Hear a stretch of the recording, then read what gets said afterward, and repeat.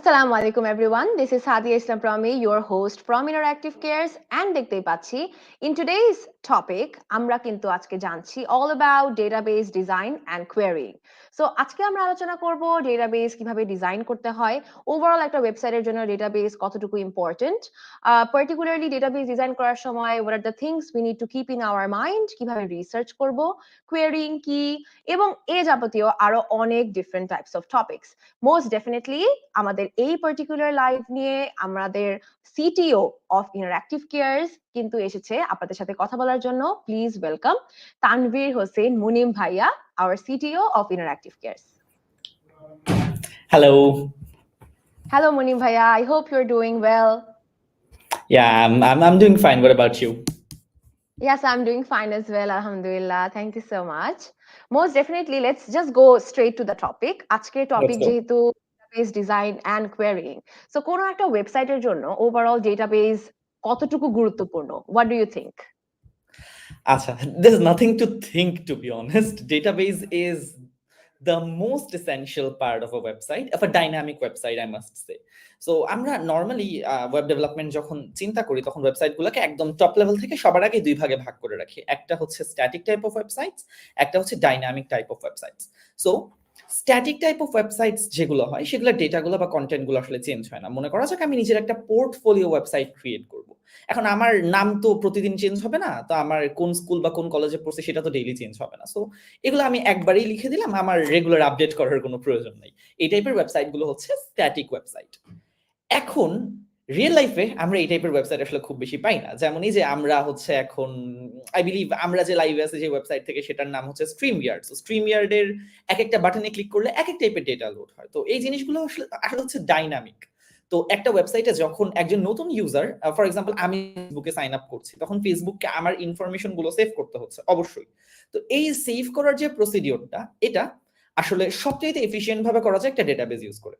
এখন ডেটাবেসের অল্টারনেটিভ হচ্ছে খুবই র ভাবে আমরা একটা টেক্সট ফাইল বা এই জাতীয় জিনিসপাতিতে জিনিসগুলো স্টোর করতে পারি, বাট মডার্ন ডেতে এই জিনিসটা কখনোই করা হয় না। মডার্ন ডেতে আমরা ডেটা সেভ করার জন্য অলওয়েজই প্রত্যেকটা ওয়েবসাইটেই ডেটাবেস ইউজ করি। Okay, most definitely. With that, we also got to know what actually static website is and what a dynamic website is. So that is a very important point we also need to keep in mind. So database নিয়ে যেহেতু আমরা কথা বলছি, database কি তাহলে আমি চাইলে ইচ্ছা মতো সাজিয়ে রেখে নিজেরা ম্যানেজ করতে পারবো? Is that doable? Okay, that's a good question. সবার আগে আমি একটা ওয়েবসাইট যখন বিল্ড করব, এটার সবচেয়ে এসেনশিয়াল পার্ট আসলে হচ্ছে আমার ডেটাবেস ডিজাইন। তো এখানে ডিজাইন বলতে আসলে আমি কি বোঝাচ্ছি, আমি কি যে যখন ডিজাইনাররা আঁকাআঁকি করে আমি কি ডেটাবেসটাকে সুন্দর করে আঁকবো বা এরকম কিছু কিনা? না, ব্যাপারটা আসলে এরকম না। ব্যাপারটা হচ্ছে ডেটা ম্যাপিং। সো যখনই আমি একটা ওয়েবসাইট বিল্ড করতে যাবো, আমি একটা ছোট্ট এক্সাম্পল দিয়ে বুঝাইতে পারি। যেমন আমি একটা ওয়েবসাইটে, মোটামুটি সব ওয়েবসাইটের জন্যই একটা জিনিস কমন থাকে, রেজিস্ট্রেশন এবং লগ ইন, এই দুইটা।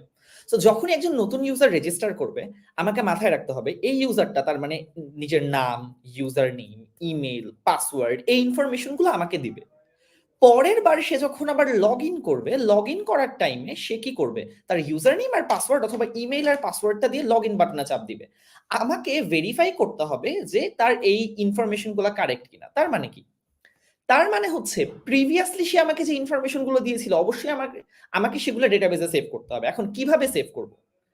সো কিভাবে সেভ করব, এটা খুবই এসেনশিয়াল একটা পার্ট, এবং এটার জন্য আমাদের সবার আগে ডেটাবেস মানে স্ট্রাকচারটা বুঝতে হবে যে আমরা কোন টাইপের ডেটাবেস ইউজ করতে চাই। মডার্ন ডে আর্কিটেকচারে দুই টাইপের ডেটাবেস আসলে আমরা ইউজ করি। একটা হচ্ছে এসকিউএল ডেটাবেস, একটা হচ্ছে নো এসকিউএল ডেটাবেস।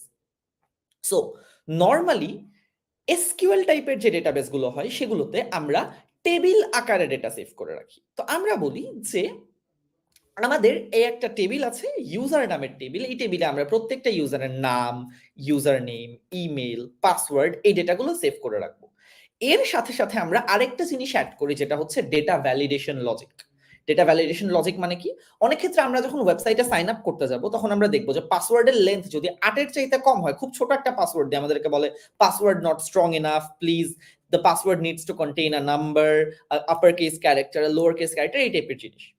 সো এই জিনিসগুলো ফ্রন্ট এন্ড থেকে হ্যান্ডেল করার সাথে সাথে ডেটাবেস থেকেও হ্যান্ডেল করা যায়। সো এই জিনিসগুলোকে বলা হয় ডেটা ভ্যালিডেশন। যেমন আমি যদি ইমেইলের জায়গায় আমার ফোন নাম্বার দিয়ে দিই তাহলে কিন্তু সেটা ডেটাবেসে দেওয়া যাবে না। সো প্রত্যেকটা ডেটা কি টাইপের সেটাকেও আমাদের ডেটাবেস ভ্যালিডেট করতে পারে। আচ্ছা, এটা গেল এসকিউএল টাইপের ডেটাবেসের কথা। আমি যদি নোএসকিউএল টাইপের ডেটাবেস নিয়ে কাজ করি, নোএসকিউএল টাইপের ডেটাবেস যেটা করে সেটা হচ্ছে বেসিক্যালি ডকুমেন্ট আকারে ডেটাগুলোকে সেভ করে রাখে। সো নোএসকিউএল টাইপের ডেটাবেসও আমরা সিমিলারলি ডেটা রিট্রিভ করতে পারি, বাট এসকিউএল টাইপের ডেটাবেসে ডেটা রিট্রিভাল স্পিডটা নোএসকিউএল টাইপের ডেটাবেসে চাইতে ফাস্ট। আবার নোএসকিউএল ডেটাবেসগুলো অন্য জায়গায় অ্যাডভান্টেজ রাখে, যেটা এসকিউএল টাইপের ডেটাবেসের জন্য একটা ডিসঅ্যাডভান্টেজের ব্যাপার। সো দুই টাইপের ডেটাবেসই আমরা ব্যবহার করতে পারি, এক একটাতে এক এক ধরনের অ্যাডভান্টেজ ডিসঅ্যাডভান্টেজ থাকবে। বাট আমাকে খুবই মেটিকুলাসলি হ্যান্ডেল করতে হবে যে আমি এই একটা ফিচার এর জন্য এই ডেটাগুলো রাখতে চাচ্ছি, এই ডেটাটা টাইপের হবে, এই ডেটার সাথে এই ডেটার রিলেশন থাকবে, এই ডেটাটা আমি এভাবে ম্যানেজ করব। সো এই পুরো যে স্ট্রাকচারটা সেটা খুবই এসেনশিয়াল, এবং এটা আমরা যেভাবে ইচ্ছা সেভাবে আসলে করতে পারবো না। To answer your question. Most definitely আপনি যেহেতু বললেন যে এটা যেভাবে ইচ্ছা সেভাবে আমরা করতে পারবো না, সো মোস্ট ডেফিনিটলি ডেটাবেস ডিজাইনের জন্য হয়তো কোনো রুলস ফলো করতে হয়। সো আসলে কি ডেটাবেস ডিজাইনের জন্য কোনো রুল ফলো করতে হয়, আর কোন সিস্টেমে ডিজাইন করলে সেটা অনেক বেশি এফেক্টিভ হবে? ওকে, সো এটা নিয়ে আমি বলি, আমরা যখন নরমালি কম্পিউটার সায়েন্সের যারা স্টুডেন্ট তারা এটার সাথে রিলেট করতে পারবে। ডেটাবেস কোর্স যখন করানো হয় তখন একদম শুরুই করা হয় হচ্ছে আমাদের ডেটাবেস ডিজাইনিং দিয়ে। ডেটাবেস ডিজাইন বলতে এখানে আমি যেটা বোঝাচ্ছি সেটা হচ্ছে database schema design. So schema design জিনিসটা কি সেটা আমি একটু বলি।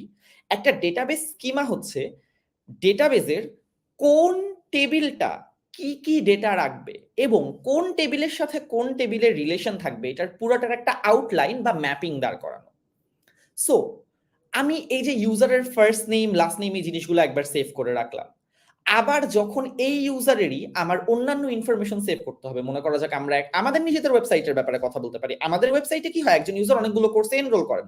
তো প্রত্যেকবার ইউজার কোর্সে এনরোল করার সময় আমরা কি আবার তার কাছে জিজ্ঞেস করবো তার পাসওয়ার্ড কি, ফার্স্ট নেম কি, লাস্ট নেম কি, তার এই সব ইনফরমেশন কিন্তু আমরা আবার নিব না। আমাদের কাছে অলরেডি তার সেই ইনফরমেশন গুলো আছে। সো এই ইনফরমেশন গুলোই জাস্ট আমরা ম্যাপ করে দিব। সো এই যে ম্যাপিংটা হয়, এই ম্যাপিংটা এসকিউএল এ ফরেন কি এর মাধ্যমে করা হয়। আমি একটু টেকনিক্যাল কথাবার্তা বলতেছি, but I believe it's necessary যে আমরা হচ্ছে হালকা পাতলা টেকনিক্যাল টার্মিনোলজি ইউজ করি to better understand the things. So এখানে রুলস আসলে খুবই সিম্পল। আমাদের যখনই দুইটা টেবিলের মধ্যে ডিপেন্ডেন্সি থাকবে, আমরা আগে আইডেন্টিফাই করব যে ডিপেন্ডেন্সিটা কি টাইপের। আচ্ছা, সো প্রথমে আমরা একটা সিঙ্গেল টেবিলে আসবো। ডেটাবেস ডিজাইনের জন্য সবার একদম উপর থেকে যদি আমি চিন্তা করি, প্রথমে আমরা একটা একটা করে টেবিলগুলো ডিজাইন করব। টেবিলগুলো ডিজাইন করা মানে কি, মানে আমি এই টেবিলে কি কি ডেটা রাখবো, কোন ডেটাটা কি টাইপের হবে, এই দুটো জিনিস সবার আগে আমি ফিক্স করে ফেলবো যে আমি ইউজারের জন্য এই টেবিল রাখবো, কোর্সের জন্য এই টেবিল রাখবো। এরকম করে প্রত্যেকটা টেবিল আগে আমরা ডিফাইন করে ফেলবো। এরপরে দুইটা করে টেবিলের মধ্যে যে রিলেশনশিপ গুলো থাকবে আমরা সেগুলো খুঁজে বের করব। যেমন মনে করা যাক আমাদের ওয়েবসাইট যদি এরকম হইতো যে একজন ইউজার একটা কোর্সে কিনতে পারে, তখন কোর্স আর ইউজার টেবিলের মধ্যে সম্পর্কটা একরকম হতো।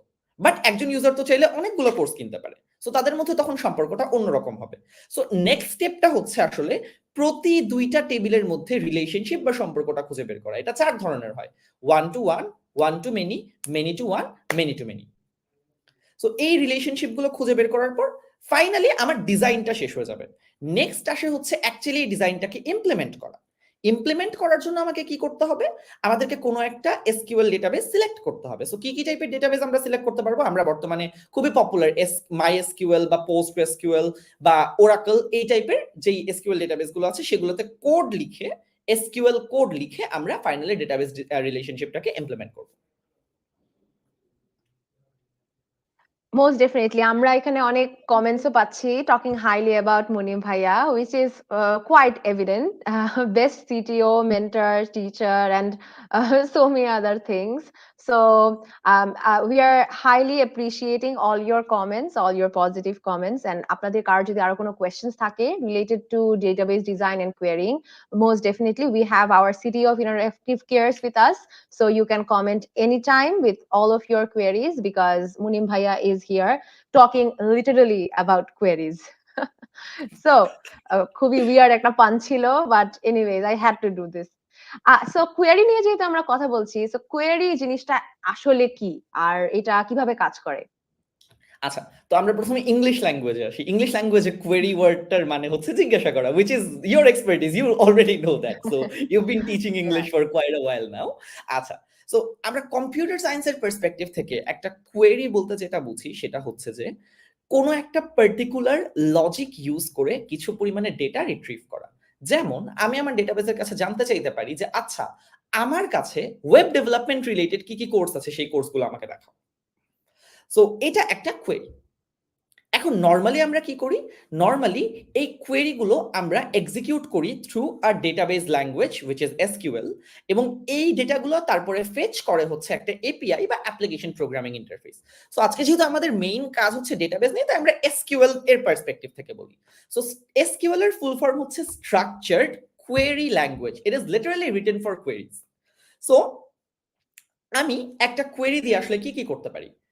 চারটা জিনিস করা যায়। সিআরইউডি, ক্রাড, আমরা ক্রাড অপারেশন বলি।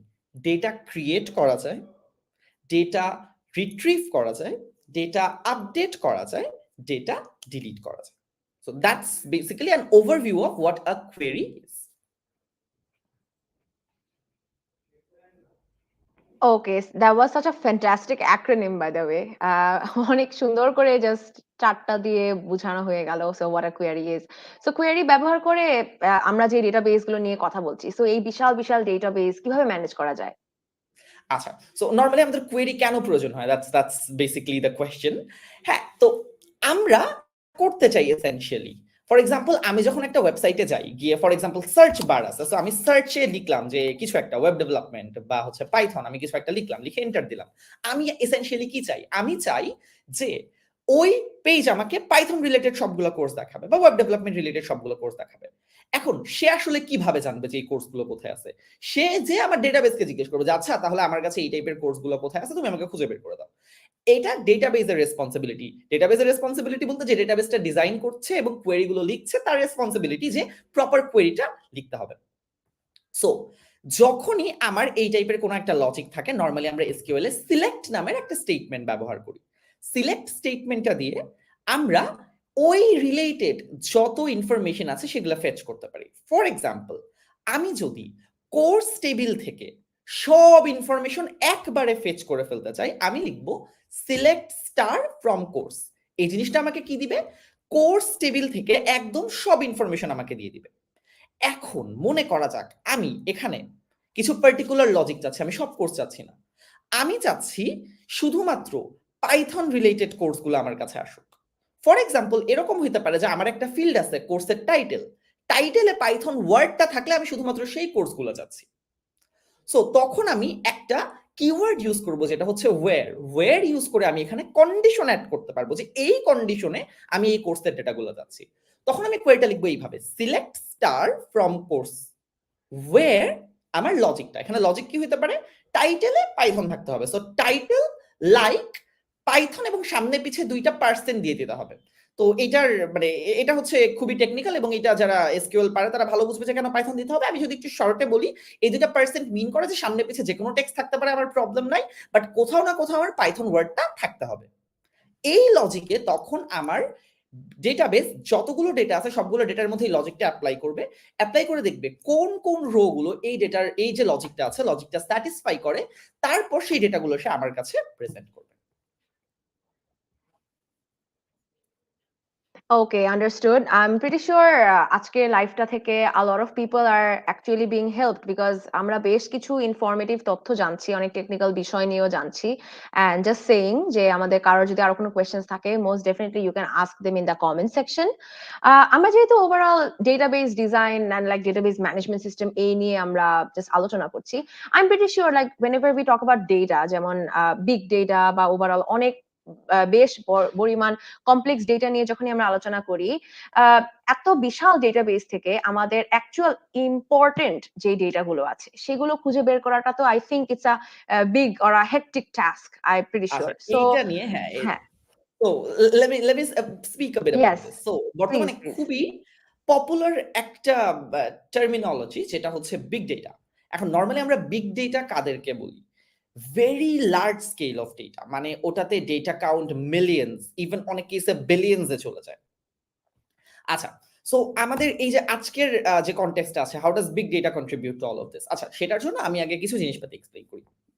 প্রথম কথা, আমরা এতক্ষণ যে ডেটাবেস গুলো নিয়ে কথা বললাম সেই সবকিছু কিন্তু ছিল এসকিউএল ডেটাবেস। তো আমি প্রথমে একটু এসকিউএল আর নো এসকিউএল এর কিছু কম্প্যারিজন বলি। সো অনেকেই এখানে নো এসকিউএল টাইপের ডেটাবেসের সাথে ফ্যামিলিয়ার। সো আমাদের এসকিউএল টাইপের ডেটাবেস গুলো কি কি আছে? MySQL, post SQL, Oracle etcetera.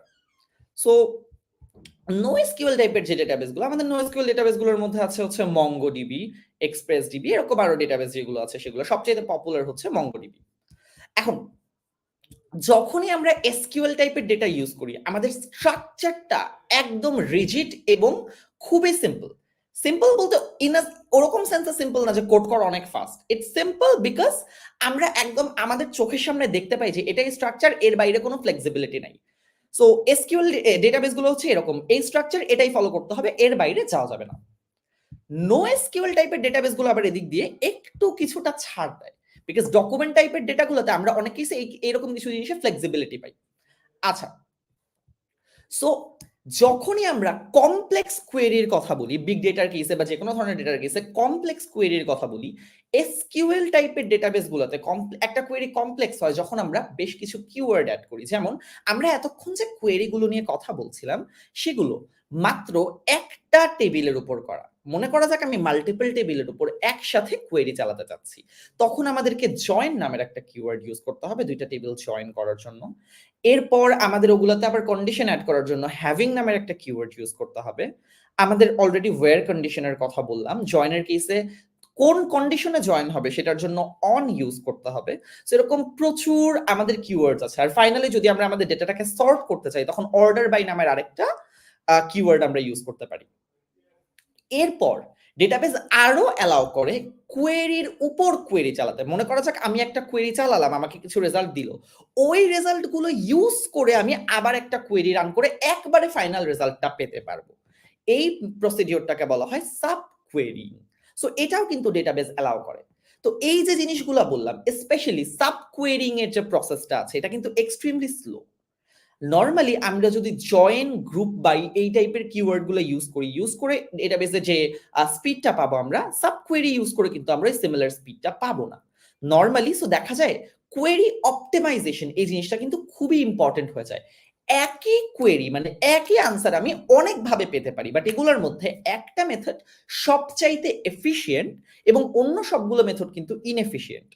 এই জন্য আমাদেরকে এই জিনিসটা জানা খুবই গুরুত্বপূর্ণ যে আমরা যে প্রত্যেকটা কিওয়ার্ড ইউজ করছি কোন কিওয়ার্ডটা কিভাবে এক্সিকিউট হয়, এদের এক্সিকিউশন টাইমটা কিরকম। নর্মালি এই লজিকগুলো যখন অন্য বড় বড় কোম্পানিগুলো লেখে তখন তারা কিভাবে এই কোয়েরিগুলো ডিজাইন করে এবং আমি কিভাবে কোয়েরিটা লিখলে আমি ফাস্টেস্ট পসিবল টাইমে আমার রেসপন্সটা পাবো।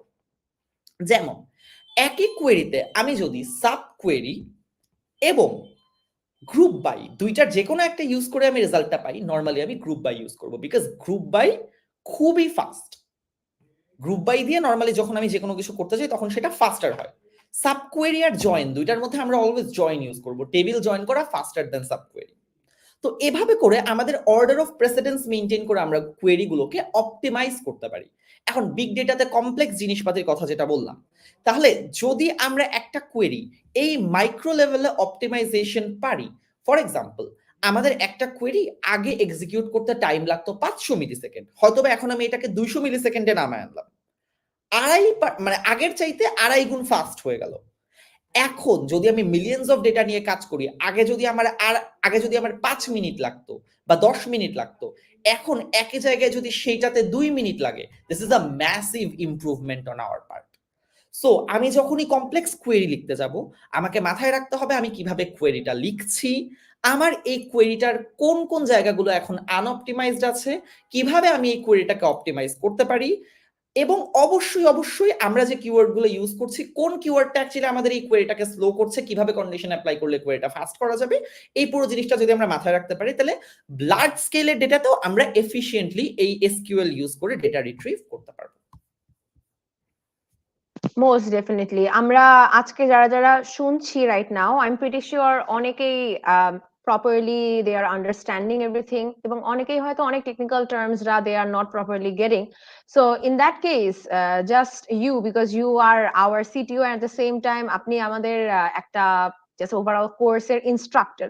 So you have conducted lessons in our backend web development career path, যে career pathটার overall description সব আমাদের comment সেকশনে দেওয়া আছে.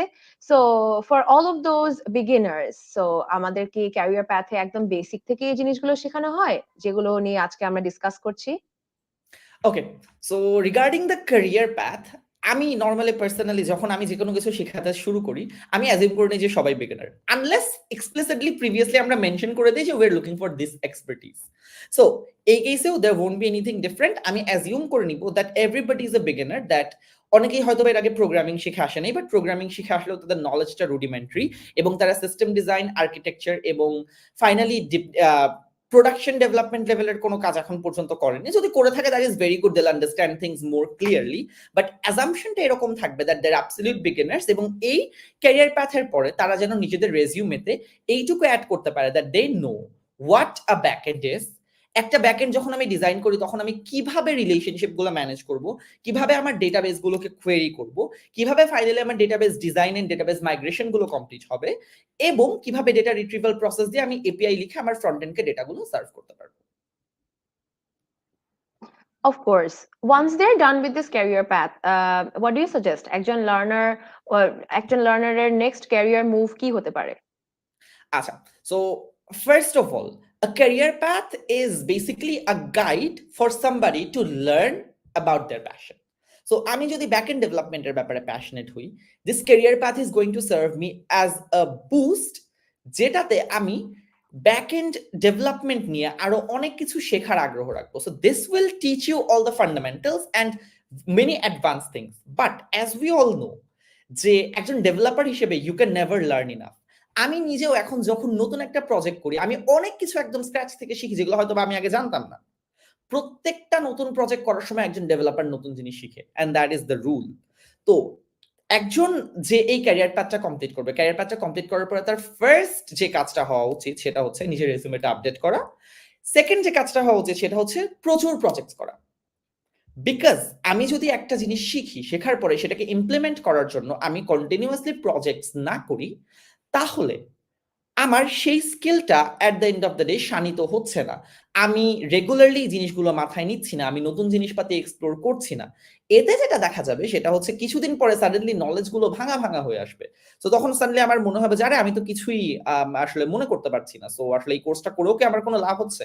So at the end of the day কোর্সটা করে যদি এফিশিয়েন্টলি এটার সুবিধাটা বা এটার যে গেইনটা সেটা আমরা পেতে চাই, we should continuously be on practice and specially প্রচুর প্রজেক্টস করতে হবে।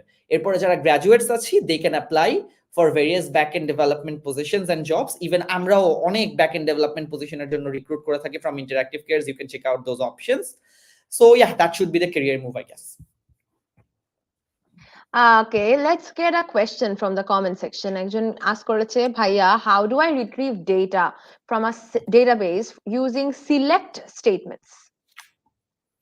আচ্ছা, সো এসকিউএল ডেটাবেসের জন্য ডেটা রিট্রিভ করার জন্য সিলেক্ট স্টেটমেন্ট ছাড়া আসলে আর কোনো অপশন নেই। You can only retrieve data using the select statement. আচ্ছা, এখন কিভাবে কিভাবে জন্য আমি কিছু জিনিসপাতি বলছিলাম যে শুরুতে আমরা লিখবো সিলেক্ট, তারপর ফিল্ডগুলোর নাম, কোন কোন ফিল্ডগুলো আমরা রিট্রিভ করতে চাচ্ছি, যেমন user name, first name, last name, email. যদি আমি এগুলো রিট্রিভ করতে চাই, আমি ফিল্ডগুলোর নাম লিখবো। ফ্রম দিয়ে টেবিলের নাম লিখবো, যে এই টেবিল থেকে আমি রিট্রিভ করতে চাচ্ছি। টেবিল বলতে আসলে এরকম বোঝাই আমরা, হয় ইউজার টেবিল, না হয় কোর্স টেবিল, না হয় পেমেন্ট টেবিল, এরকম অনেকগুলো টেবিল থাকে। এরপরে আমরা কন্ডিশনটা অ্যাড করি। সো কন্ডিশনটা নরমালি যেটা করা হয় সেটা হচ্ছে ওয়্যার কিওয়ার্ড দিয়ে অ্যাড করা হয়। ওয়্যার কিওয়ার্ড দিয়ে আমরা কন্ডিশন অ্যাড করি। এর আগে আমি যদি মাল্টিপল টেবিলের উপরে কোয়েরি চালাতে চাই, তাহলে যখন আমি ফ্রম দিব, ফ্রম টেবিলের নাম দিয়ে আমাকে জয়েন কিওয়ার্ড ইউজ করে অন্য টেবিলের নামগুলো বলতে হবে। জয়েন অমুক টেবিল অমুক টেবিল। অন দিয়ে কন্ডিশনগুলো বলতে হবে। অন এইটার এই ফিল্ড সমান ওইটার ওই ফিল্ড, এরকম করে করে আমার কন্ডিশনগুলো বলতে হবে। সো প্রেসিডেন্সটা আসলে এরকম, সিলেক্ট, সিলেক্টের পরে ফ্রম, ফ্রমের পরে জয়েন, জয়েনের পরে অন, অনের পরে ওয়্যার। এই পাঁচটা গেল। এরপর গ্রুপ বাই, এরপর অর্ডার বাই, এরপর অর্ডার বাই না, এরপর গ্রুপ বাই, এরপর হ্যাভিং, এরপর অর্ডার বাই। এই হচ্ছে আমার কিওয়ার্ডের প্রেসিডেন্স। এই সিকোয়েন্স মেইনটেইন করে যদি আমি কোয়েরিগুলো লিখি এবং আমার যদি লজিকগুলো ঠিকঠাক থাকে, সো এখন আমি আসলে আনফরচুনেটলি আমাদের এত বেশি সময় নেই আজকে যে আমি অ্যাকচুয়ালি লজিকগুলো কিভাবে বিল্ড করতে হয় সেটা বলতে পারবো, বাট এই প্রেসিডেন্স ফলো করে আমি সিলেক্ট স্টেটমেন্ট দিয়ে যে কোনো টাইপের ডেটা রিট্রিভ করতে পারবো। Most definitely. As we were always talking যে আমাদের career path নিয়ে, যা নিয়ে আমাদের actually our main topic today, and আমরা comment section এ তা দেখতে পাচ্ছি যারা এই career journey তে শুরু করছেন, overall নতুন শুরু করছেন, what do you think তাদের daily routine কিরকম হবে in the long run? Daily routine, আচ্ছা ঠিক আছে, that's an interesting As in, question how because should they study, how should they practice, and how many I hours got should they your give point, in but regarding that আমি একটা interesting জিনিস বলি যে আসলে ডেভেলপারদের daily routine বলতে কিছু নাই unfortunately. অনেক কিছু এরকম হয় যখন প্রেসার থাকে, প্রেসারের টাইমে উই ফরগেট এভরিথিং। যেমন আমার নিজের এক্সাম্পল দিই, লাস্ট 2 দিনে আমাদের একটা খুবই মেজর ফিচার রিলিজ ছিল। সো ওই 2 দিনে আমি একদম সকাল থেকে সন্ধ্যা পর্যন্ত টানা কাজ করতে যে টাইমের যে একটা কনসেপ্ট আছে, টাইমের কনসেপ্টটাই হারায় ফেলছি, যে আসলে টাইম বলতে কিছু এক্সিস্ট করে। সাডেনলি দেখি যে একটু আগে তো দেখছিলাম দুপুর 2টা বাজে, হঠাৎ করে রাত 9টা বাজলো কিভাবে? So I got surprised. Yeah, so এরকম হয় আমরা যখন অ্যাকচুয়ালি প্যাশনেটলি কোনো কিছু নিয়ে কাজ করি, we loose track of time. But হ্যাঁ, যদি পার্টিকুলারলি একটা স্টাডি প্ল্যান বা স্টাডি গাইড কেউ চায়, সেক্ষেত্রে আমি তাদেরকে যেটা সাজেস্ট করব সেটা হচ্ছে যে আমি নিজে যেটা করি, আমি রেগুলারলি রাতে যখন ঘুমাতে যাই, ঘুমাতে যাওয়ার আগে ডেইলি নতুন টেক ওয়ার্ল্ডে কি কি চলতেছে, ফর এক্সাম্পল নতুন কোনো ফ্রেমওয়ার্ক আসছে কিনা, বা নতুন কোনো আপডেট আসছে কিনা, বা এমন কোনো কিছু আছে কিনা যেটা আমি আগে জানতাম না, বা এই ভিডিওটা দেখার পরে এখন আমি আমার কোডগুলোকে আরো বেটার করতে পারবো, এই টাইপের কিছু ভিডিও দেখার চেষ্টা করি। সো আমি এই জিনিসটা সবাইকে রেকমেন্ড করবো যে রেগুলার ঘুমানোর আগে একটু ইউটিউব ব্রাউজ করবেন, কিছু ইউজফুল ইউটিউবার্স আছে। সো আমি কয়েকজনের নাম বললে আবার দেখা যাবে যে আমি পার্টিকুলারলি ওদের মার্কেটিং করে ফেলতেছি। So you guys search on your own কিছু খুবই ফেমাস ইউটিউবার্স যারা web development, Python, back end development, front end development এগুলো নিয়ে কথাবার্তা বলেন। তো তাদেরকে সাবস্ক্রাইব করে তাদের কিছু ইউটিউব শর্টস বা ইন জেনারেল তাদের ভিডিওস রাতের বেলা 2 মিনিটে দেখবেন। দেখা যাবে কি খুবই ছোট ছোট কিছু জিনিস যেগুলো হয়তো বা আপনি 2 মিনিটে শিখে ফেলতে পারবেন, বাট আপনার কোডের স্কিল এখান থেকে এখানে চলে আসবে। এই জিনিসগুলো যদি আমরা রেগুলার দেখি, দেন আমাদের স্কিলগুলো আরো শানিত হবে। আচ্ছা, এটার বাইরে রেগুলারলি আর যে কাজটা করা উচিত সেটা হচ্ছে you should stay on code. Stay on code মানে কি? মানে হচ্ছে যে হঠাৎ করে আমি 1 মাস কোডিংই করলাম না। এই জিনিসটা করলে আবার যখন আমি নতুন করে কোডিং শুরু করব, আমার সাডেনলি মনে হবে যে অনেক কিছু নতুন নতুন। আবার আমাকে অ্যাডজাস্টিং একটা টাইম দিতে হবে নিজেকে। তো এই জিনিসটা যেন না দিতে হয়, এজন্য কন্টিনিউয়াসলি কোডিং এর উপর থাকা উচিত, কোডিং প্র্যাকটিস করা উচিত। Okay, we are almost at the end of our live session. Just যদি একটু you could share from your own career. So can you share like a pivotal moment from your career where something related to design and career growth actually caused a very significant impact in your life? আচ্ছা ঠিক আছে। হ্যাঁ, so yeah sure. আমি হচ্ছে আমার একটা খুবই interesting story share করি। সো আমি তখন ইউনিভার্সিটির ফাইনাল ইয়ারে ছিলাম। ইউনিভার্সিটির ফাইনাল ইয়ারে আমাদেরকে একটা প্রজেক্ট সাবমিট করতে হয়। ফাইনাল ইয়ার আমাদের প্রত্যেকটা ইয়ার আবার ২ টা টার্ম দিয়ে হইতো। সো ফাইনাল ইয়ার আমাদের 4th ইয়ার। সো আমরা ফার্স্ট টার্মটাকে বলতাম 4-1, সেকেন্ড টার্মটাকে বলতাম 4-2। সো 4-1 এ আমাদের একটা কোর্স থাকে সফটওয়্যার ডেভেলপমেন্ট সেশনাল, যেখানে আমাদেরকে একটা প্রজেক্ট সাবমিট করতে হতো।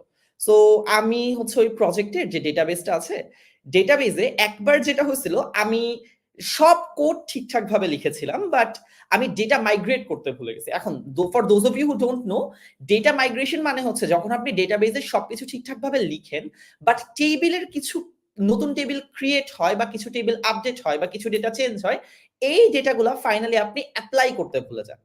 কোডিং এর পার্সপেক্টিভ থেকে আমরা যখনই একটা নতুন লজিক লিখি বা নতুন টেবিল ক্রিয়েট করি, ক্রিয়েট করার পরে যখন আমি ওই চেঞ্জেস গুলো ডেটাবেসে অ্যাপ্লাই করি, সেটাকে আমরা বলি data migration.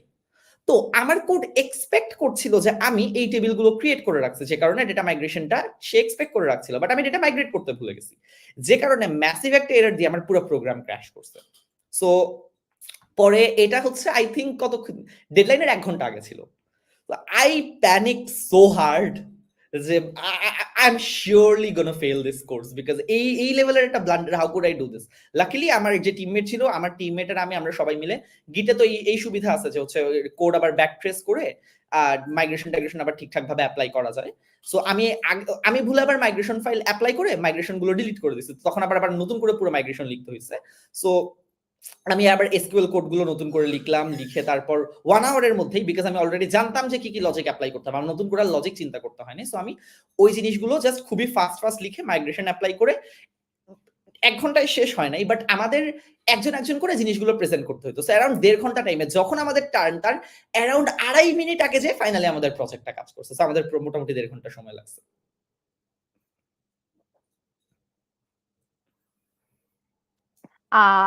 We have another question from the comments. Let's take that. এখানে বলছে যে thank you ভাইয়া, got it. I've got another question. How do I approach database security in the design phase?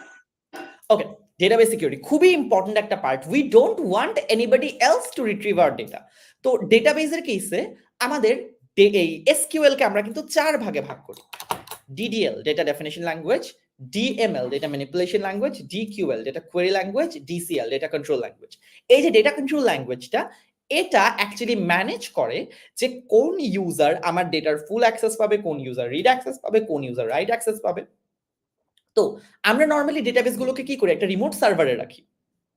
তো আমরা সবার আগে যেটা করব, ওই সার্ভারের অ্যাক্সেস কন্ট্রোলটা লিমিট করব। মানে নরমালি যেটা করা হয় এই অ্যাক্সেস কন্ট্রোলের জন্য, স্পেসিফিক কিছু আইপি অথবা ম্যাক অ্যাড্রেস থেকে ওগুলোর অ্যাক্সেস দেওয়া হয়।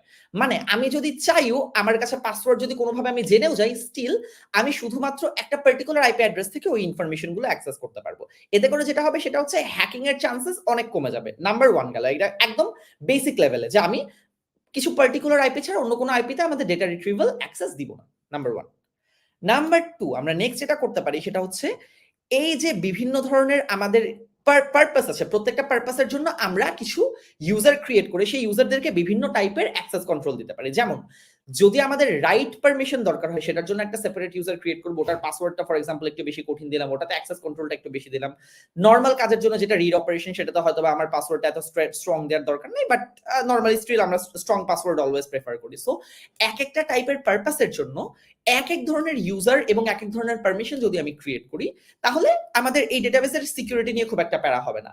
ফাইনালি আমি সবাইকে রেকমেন্ড করব, যারা হচ্ছে প্রোডাকশন লেভেলে কাজকর্ম করে, তারা এডব্লিউএস আই থিংক সবাই ইউজ করে। সো এডব্লিউএস এর যে সিকিউরিটি গ্রুপগুলো আছে, এডব্লিউএস এর সিকিউরিটি গ্রুপগুলো যদি আমরা প্রপারলি মেইনটেইন করি, তাহলে আই থিংক ডেটাবেসে আমাদের হ্যাকিং বা জাতীয় যে প্রবলেমগুলো আছে, প্রবলেমগুলো সলভ হয়ে যাবে।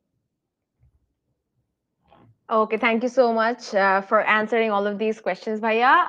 I have just a last question for you for this particular live. So, এই সেক্টরে যারা একেবারে শুরু করছেন বা শুরুর দিকে আছেন, তাদের জন্য আপনার কি পরামর্শ থাকছে? আচ্ছা, তাদের জন্য আমার যেটা থাকছে সেটা হচ্ছে, welcome to my journey I guess.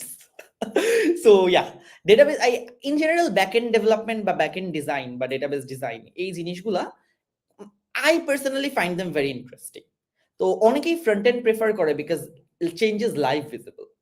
আমি পার্সোনালি ব্যাক এন্ড প্রেফার করি because I can control the entire flow of data using just some very few logics আর কি।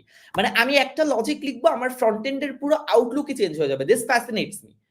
সো এই পার্টিকুলার মোটিভেশনটার জন্য আমার আসলে ব্যাক এন্ড ডেভেলপমেন্টটা অনেক পছন্দ। So you've got to have passion for it and অনেক হার্ডওয়ার্ক আর অনেক ডেডিকেশন দরকার এই জিনিসটার জন্য। That is true for any field. আমি আসলে just particularly back end development কেন বলবো, এনি ফিল্ড। আপনি যদি সিএস রিলেটেড যে কোনো ফিল্ডে যেতে চান, you have to have a lot of patience, a lot of like you have to have diligence for your work. যেমন আমি এক একটা বাগের পিছনে অনেক সময় দিই, which is probably because যে আমি হয়তো বা কোনো একটা ভুল করছিলাম যে কারণে আমার টাইম দেওয়া লাগে, বাট বাগ নাই এরকম ওয়েব ডেভেলপার বা এরকম ডেভেলপার আসলে এক্সিস্ট করে না। So you have to stick to your task, অনেক সময় দিয়ে এবং ধৈর্য নিয়ে কাজগুলো করলে ইনশাআল্লাহ সাফল্য আসবে। Thank you so much, Munim Bhaiya, for ending this entire live on such a positive note.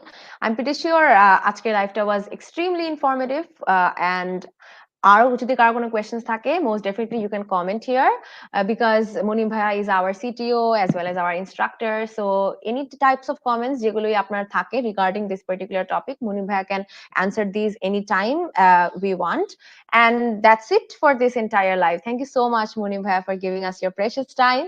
Thanking My pleasure, my Interactive pleasure. Cares and the audience members as well. And I think with that, we can end this session. Thank you so much. Goodbye. Goodbye. Thank you so much.